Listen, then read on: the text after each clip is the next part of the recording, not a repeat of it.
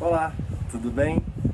Vamos para mais uma aula, depois desse momento tão bacana, momento hora, né? Que nos deixa tão revigorados na alma. Vamos agora para trabalhar um pouquinho e vamos estudar hoje a tabela periódica. A continuação da tabela periódica. Na semana passada nós tivemos o primeiro contato formalmente com a tabela periódica, né? Nós vimos que a tabela periódica ela é feita por colunas, que nós chamamos de grupos ou famílias, né? São 18 grupos, de 1 a 18, aí vimos as características, como que é a distribuição eletrônica em cada uma das famílias, família 1, família 2, como que termina a distribuição eletrônica, aí lá na família 13, da 13 a 18, as características dela, que terminam em P, família 1 e a família 2 terminam em S, aí as famílias do meinho ali terminam em D, e os lantanídeos e actinídeos terminam, ou os lantanoides, como agora estão chamando os últimos artigos científicos, terminam em F, a distribuição eletrônica. Vimos também que a tabela periódica ela é distribuída os átomos estão distribuídos em períodos, né?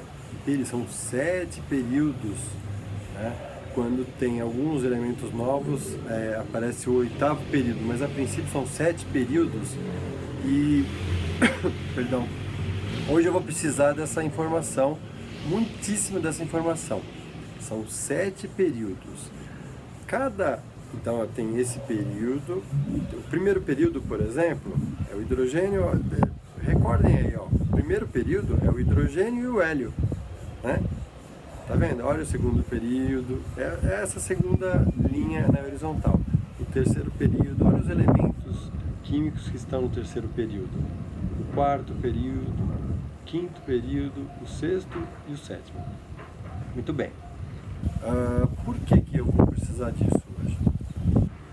Porque é muito importante a gente relembrar que cada período, os átomos eles têm uma coisa em comum. Todos os átomos do período 1, por exemplo, todos eles têm uma camada só.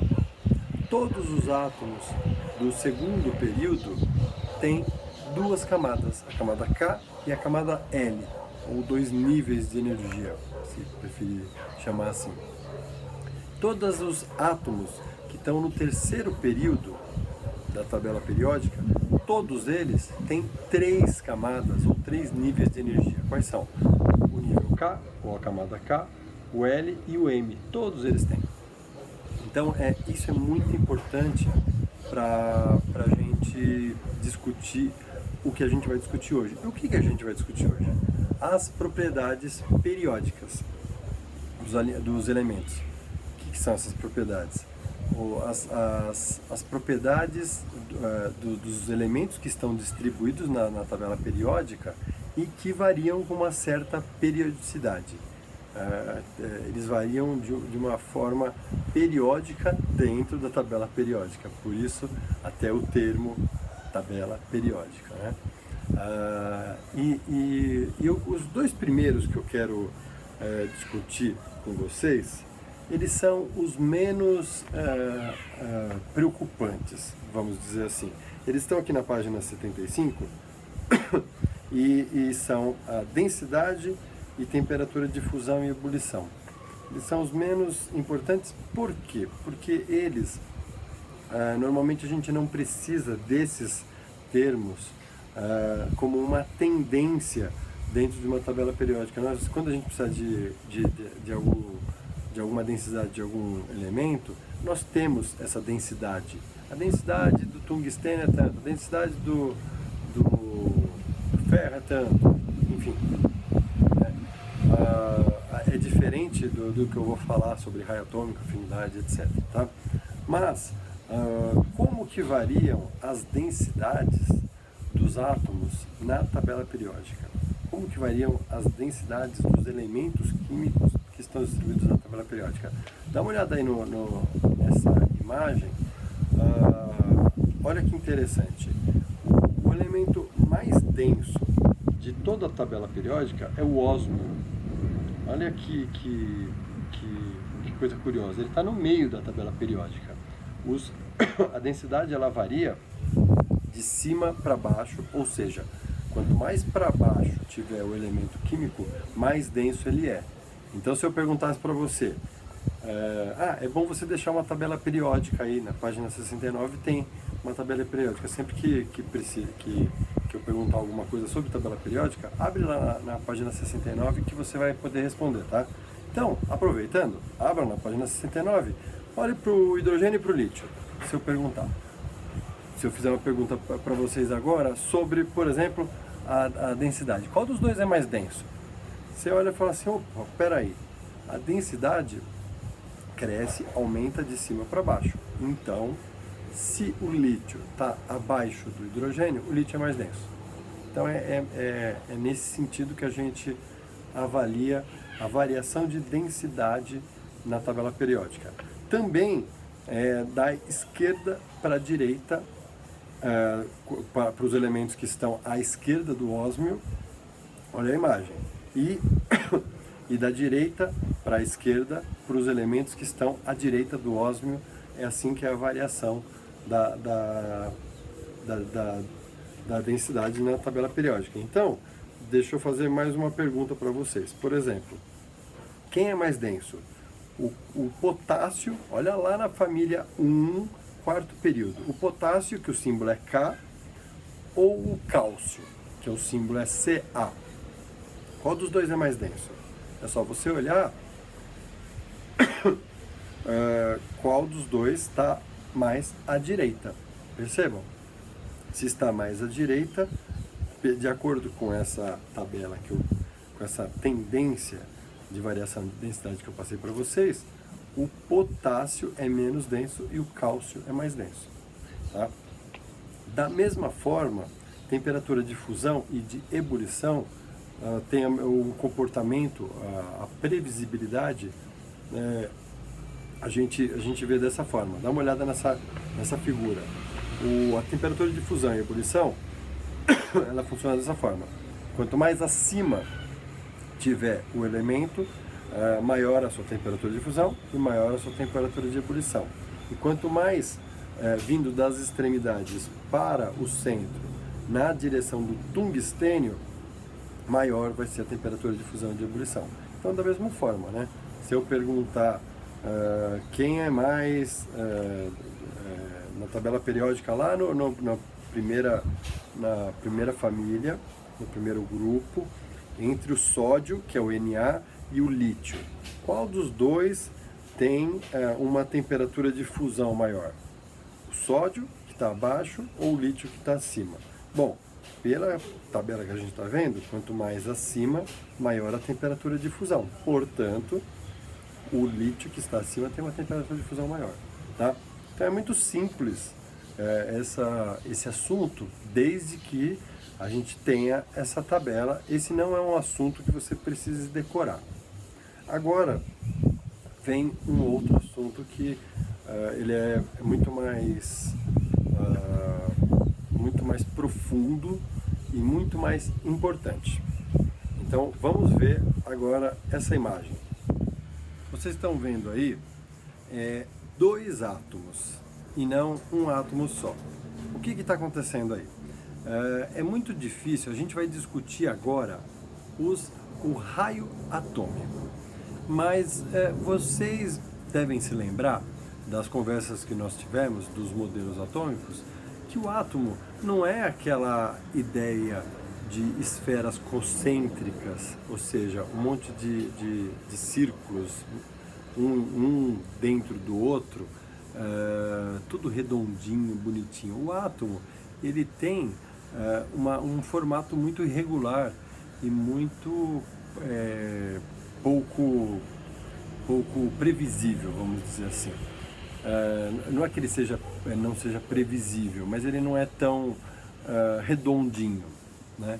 Então, se ele não é tão redondinho, fica difícil a gente falar o tamanho do átomo ou o raio do átomo? Quando a gente pensa em raio, a gente pensa numa circunferência, né?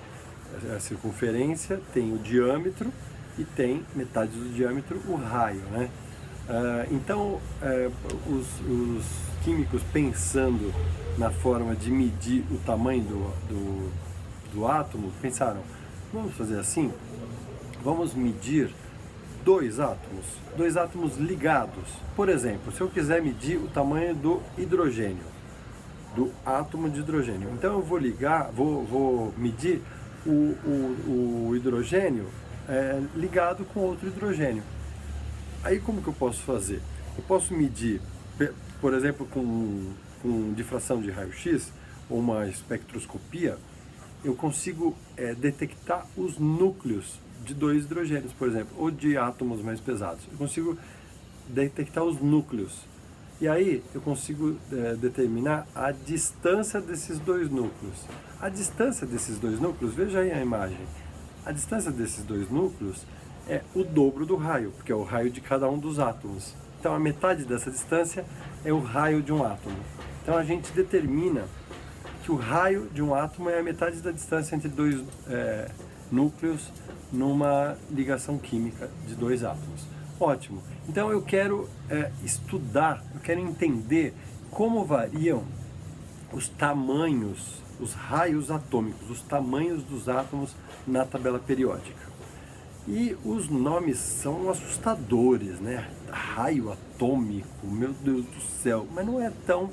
Me acompanhe que não desista, não olhe para o lado agora, não olhe para o WhatsApp, não olhe para lado nenhum, me acompanhe. Se você perder a linha de raciocínio, volte, porque é só você ter essa linha de raciocínio que a partir desse raciocínio todo o resto da nossa conversa virá, tá?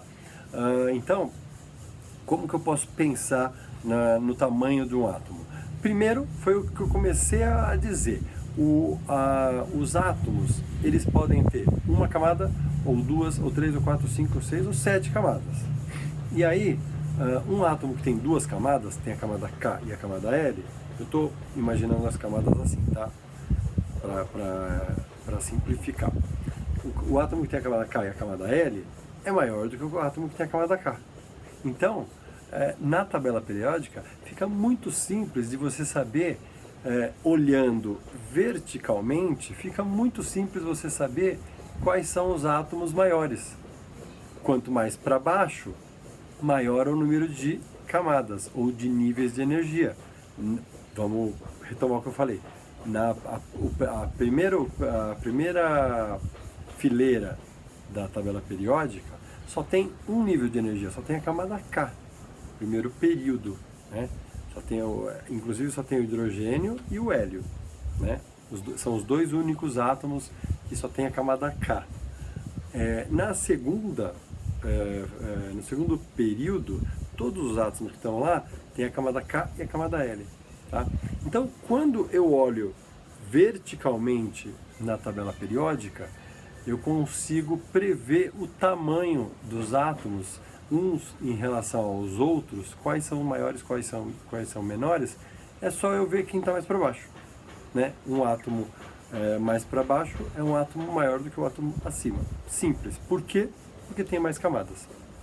O átomo do período 3 é menor do que o átomo do período 4. O átomo do período 7 é maior do que o átomo do período 6. Ponto. Muito simples, né? Bom, agora, e quando eu olho horizontalmente, o que acontece? Horizontalmente, eu tenho uma outra questão que é muito, muito interessante. É aí que entra o raciocínio, mas entendendo isso, entendendo uma vez, você não esquece mais, não precisa decorar. Dá uma olhada aí na tabela periódica, olha, por exemplo, o terceiro período. O terceiro período, quais são os elementos que estão aí? Tem o sódio. O sódio, ele tem 11 prótons e 11 elétrons. 11 prótons no núcleo e 11 elétrons na eletrosfera. Quem está do lado direito dele? O magnésio. O magnésio, ele também está no terceiro período. Portanto, se ele está no terceiro período, ele também tem 3 camadas, tem 3 níveis, camada K, camada L e camada M. Mas ele não tem 11 prótons e 11 elétrons como o sódio. Ele tem 12. 12 prótons e 12 elétrons. Ótimo. Continuando, quem é o próximo? Lá do lado é o alumínio. O alumínio, ele tem 13 prótons e 13 elétrons. E assim por diante. O silício tem 14, o fósforo tem 15, o enxofre tem 16, o cloro tem 17 e o argônio tem 18. O que eu quero dizer com isso é que da esquerda para a direita na tabela periódica, horizontalmente, olhando, todos os elementos, por exemplo, no terceiro período, todos os elementos têm 3 níveis de energia, 3 camadas. Mas, o que acontece? Vai aumentando o número de prótons e de elétrons. Intuitivamente a gente pensa, vai aumentando o número de prótons e elétrons, vai aumentando o átomo. Não. Por quê? Porque prótons são cargas positivas e elétrons são cargas negativas. E positivo com negativo se atraem.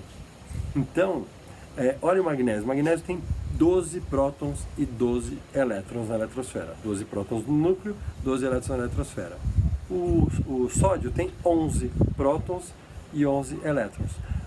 Qual dos dois vai haver uma atração maior entre a eletrosfera e o núcleo? O magnésio. O magnésio vai ter uma atração, o núcleo e a eletrosfera vão se atrair mais do que o sódio. Por quê? Porque existe uma carga que nós chamamos de carga nuclear efetiva. É que é a carga do núcleo que está atraindo a eletrosfera. E ao atrair a eletrosfera, ela fica mais encolhida. Então, à medida que no mesmo período o número atômico vai aumentando, e todos eles têm o mesmo número de camadas, o que acontece?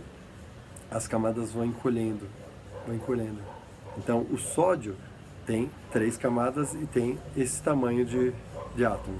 O magnésio também tem 3 camadas, mas como ele tem um pouquinho mais de prótons e elétrons, ele dá uma encolhidinha. Aí lá do outro lado, o alumínio dá uma encolhidinha. E assim por diante. Ele vai encolhendo. Então, como que eu posso dizer que é a variação do tamanho de um átomo em relação à distribuição na tabela periódica? Dá uma olhada nessa imagem. Vocês estão vendo que a variação ela é de cima para baixo, porque quanto mais para baixo, maior o número de níveis, e quanto mais para a esquerda, maior. Por quê? Porque a carga nuclear efetiva é menor. Se é menor, tem uma menor atração, então a eletrosfera se atrai menos, então o átomo fica expandido. Entenderam? Então, resumindo, os átomos na tabela periódica têm tamanhos diferentes, tem raios atômicos diferentes, e esses raios atômicos eles variam em função de 2 coisas. Os níveis de energia, as camadas, K, L, M, N, O, P, Q, que a gente fez a distribuição eletrônica, 1s2, 2s2.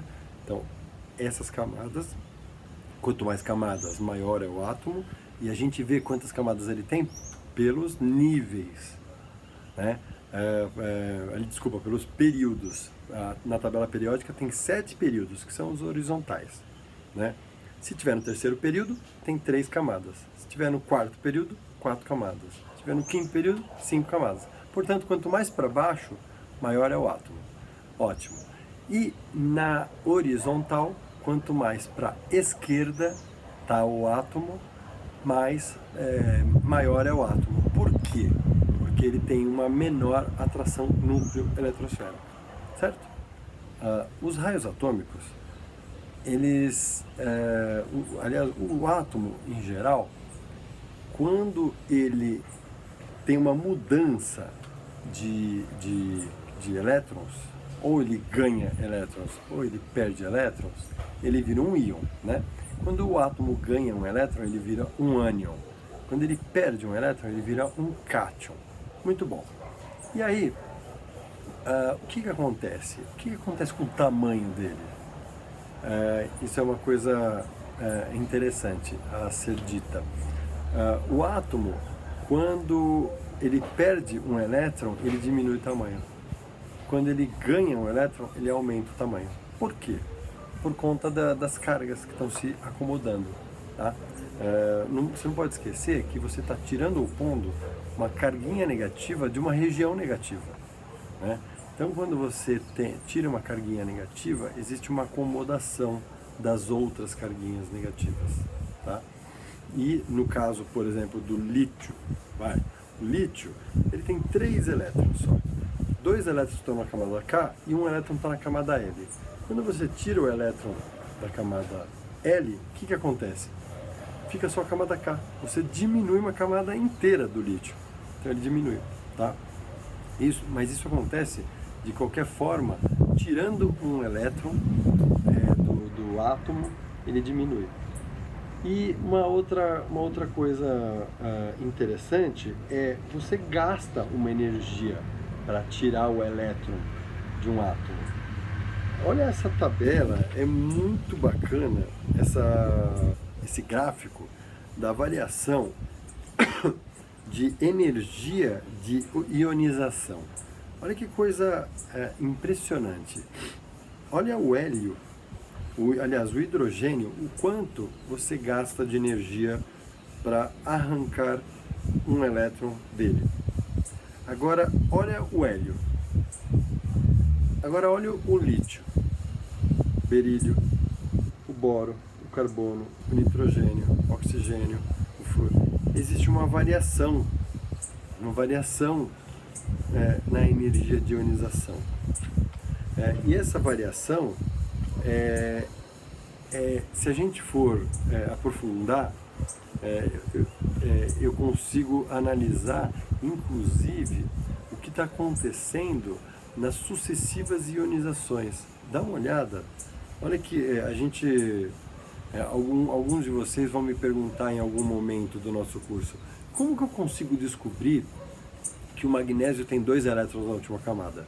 Tem algumas formas diferentes, experimentalmente falando, da gente descobrir. E essa é uma delas. Então, antes de vocês me perguntarem, eu já vou responder. Olha essa tabela. Essa tabela, ela está mostrando a energia de ionização, as sucessivas energias de ionização. Como assim sucessivas energias de ionização?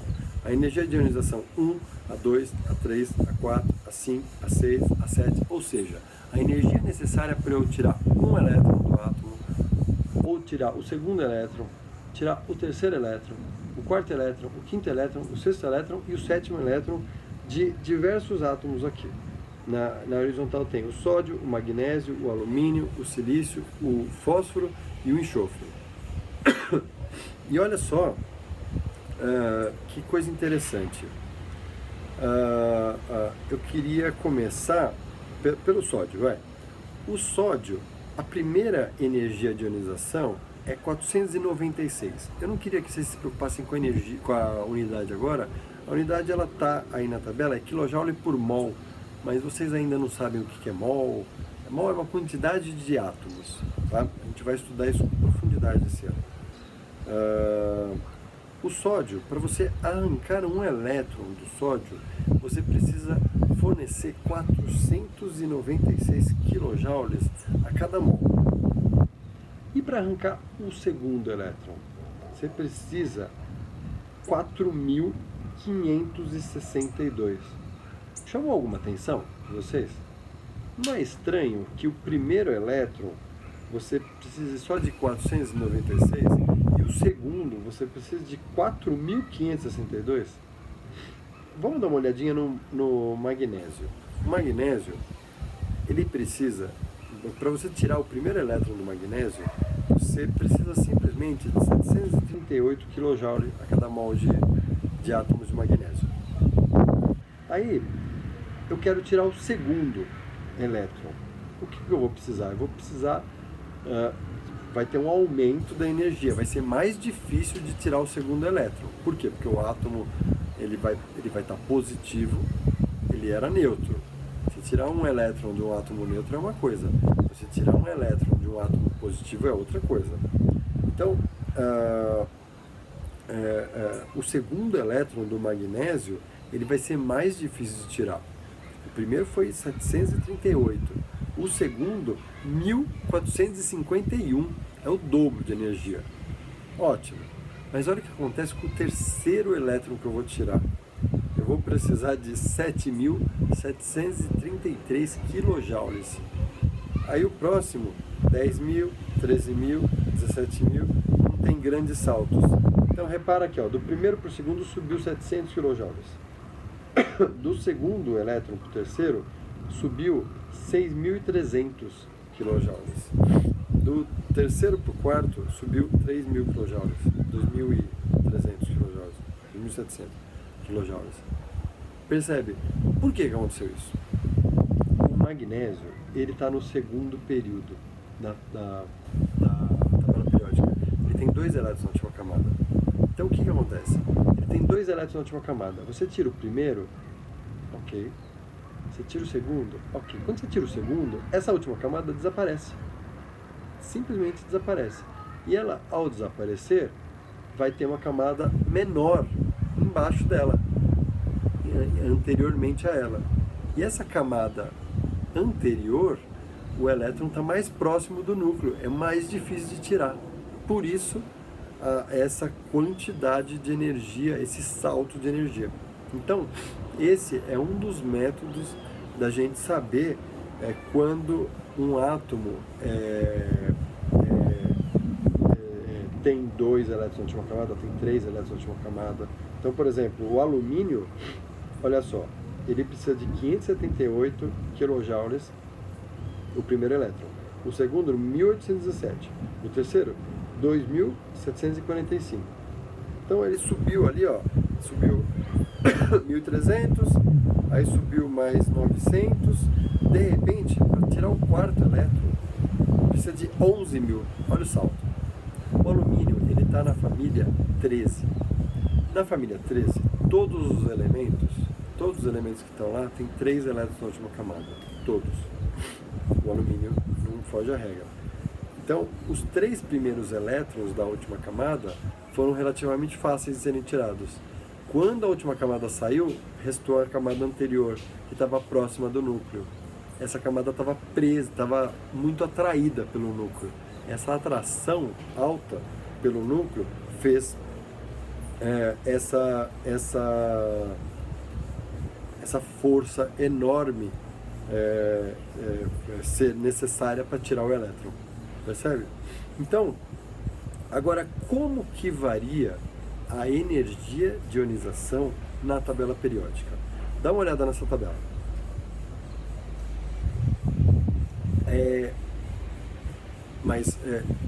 Daqui para frente você não precisa, aliás, você não precisa decorar nada nesse assunto, você precisa só pensar.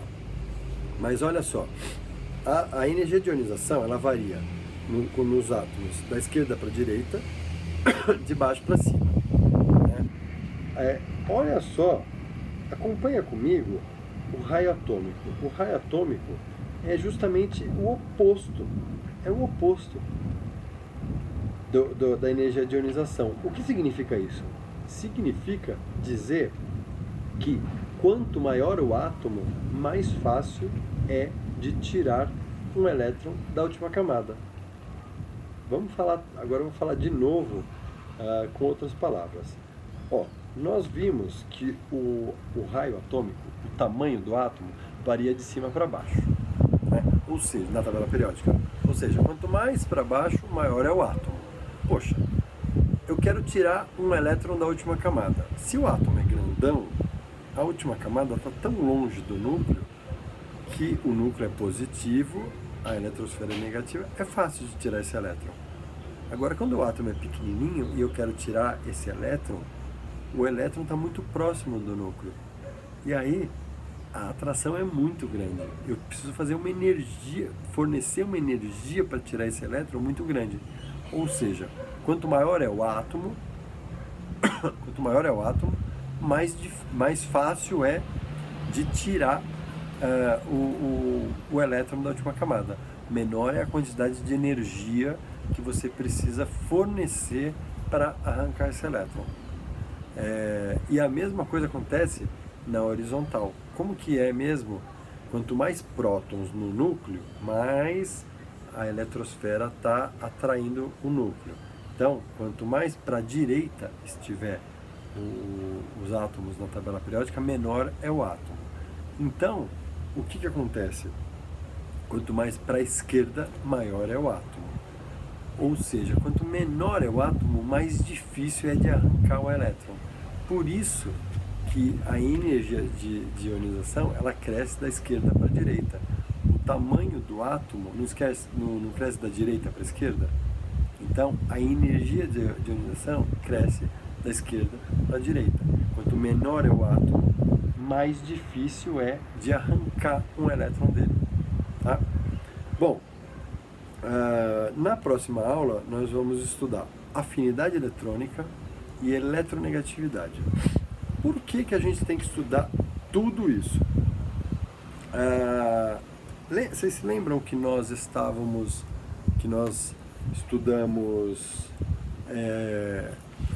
a semana passada eu falei sobre